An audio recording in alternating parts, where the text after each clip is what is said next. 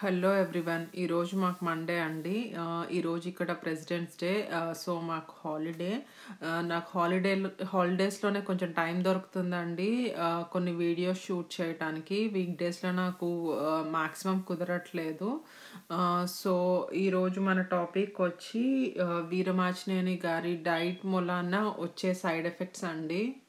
నేను చాలా కొద్ది మంది దగ్గర విన్నానండి. వాళ్ళకి మోషన్స్ అవ్వటం, హెడేక్ రావటం, and weakness, constipation problem and vomitings అవ్వటం.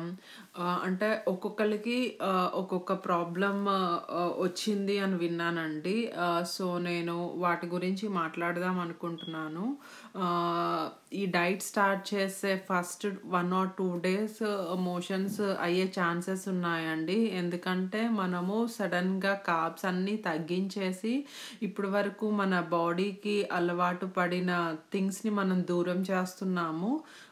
సో కోకోనట్ ఆయిల్ కానీ ఫ్యాట్ కానీ ఎక్కువ తీసుకుంటాం వలన మన బాడీలో ఉన్నది ఇదంతా ఫ్లష్ అవుట్ అయ్యి మనకి మోషన్స్ అవుతాయండి. అది వన్ డే ఆర్ 2 days అండి. నాకైతే ఫస్ట్ డేనే నాకు ఆ సిమ్టమ్స్ కనిపించినాయి. తర్వాత నుంచి నాకు ఎటువంటి సిమ్టమ్స్ ఏం లేవండి. నాకు హెడేక్స్ రావటం ఇలాగ నేనేమీ చూడలేదు.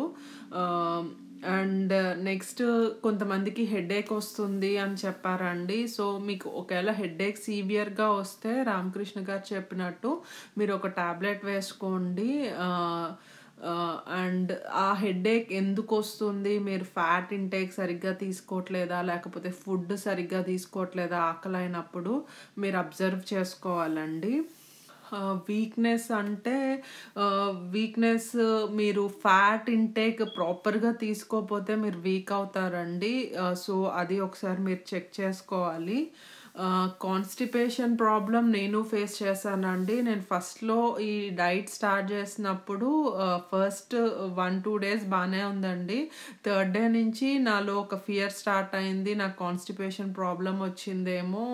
సో దాని మూలాన నేను ఈ డైట్ చేయగలుగుతానా నేను ఫస్ట్ చాలా భయపడ్డాను. దానిని నేను రెడ్యూస్ చేయడానికి నేనేం చేయగలను అన్నది ఆలోచించానండి. సో నేను తీసుకునే డైట్లో ఫ్యాట్, ప్రోటీన్ క్వాంటిటీస్ ఎక్కువ ఉన్నా కూడా నేను కార్బ్స్ తీసుకుంటానికి ట్రై చేస్తున్నానండి. సో నేను కీరా, ఇంకా లెటస్ ఇలాంటివి వెజ్జీస్, ఫైబర్ ఎక్కువ ఉండే వెజ్జీస్ తీసుకుంటున్నాను. లైక్ బ్రాకలీ ఇలా నేను ట్రై చేశానండి.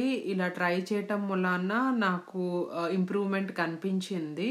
అండ్ నా బ్లాస్ట్ జ్యూస్ నాకు చాలా హెల్ప్ అయిందండి.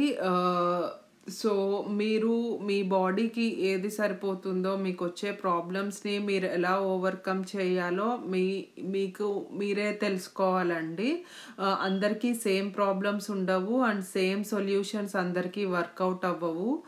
సో నేను చెప్పేది ఏంటంటే ప్రతి ఒక్కళ్ళు ఈ డైట్ స్టార్ట్ చేసే ముందర ఎవరో చెప్పారని ఫాలో అయిపోకుండా ఫస్ట్ రామకృష్ణ గారు ఏం చెప్పారో అర్థం చేసుకుని అది మీకు ఎలా వర్తిస్తుంది, ఇందులో మీకు ఉండే ప్లస్లు ఏంటి, మీ మైనస్లు ఏంటి అని మీరు ఎనలైజ్ చేసుకోవాలండి.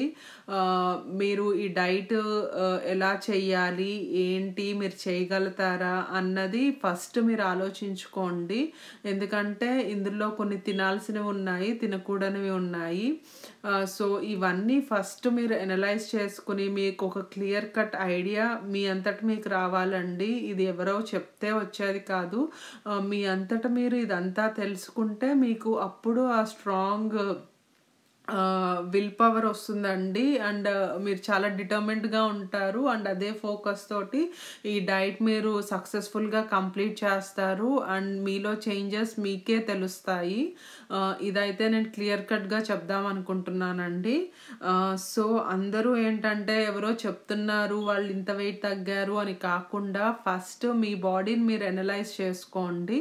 మీకు ఈ డైట్ ఎంతవరకు సరిపోతుంది, మీ బాడీలో మీకు ఉండే ప్లస్లు ఏంటి, మైనస్లు ఏంటి, మీరు ఈ డైట్ ఫాలో అవటం వలన మీకు ఏమేమి ప్లస్లు అండ్ మీ నెగటివ్స్. ఇప్పుడు కొబ్బరి నూనె తాగలేని వాళ్ళు ఉంటారు. సో కొబ్బరి నూనె తాగే వాళ్ళకి వామిటింగ్స్ అవ్వటం కూడా నేను విన్నాను. సో దానికి ఆల్టర్నేటివ్ ఏంటి అని మీరు అనలైజ్ చేసుకోవాలండి. సో అందరూ కొబ్బరి నూనె తాగుతున్నారు, నేను కష్టమైన అదే తాగి డైట్ చేస్తాను అంటే మనం ఎక్కువ రోజులు చేయలేమండి.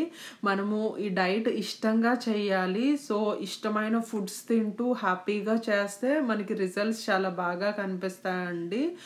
నేను ఇప్పటి వరకు ఫాలో అయింది అదే.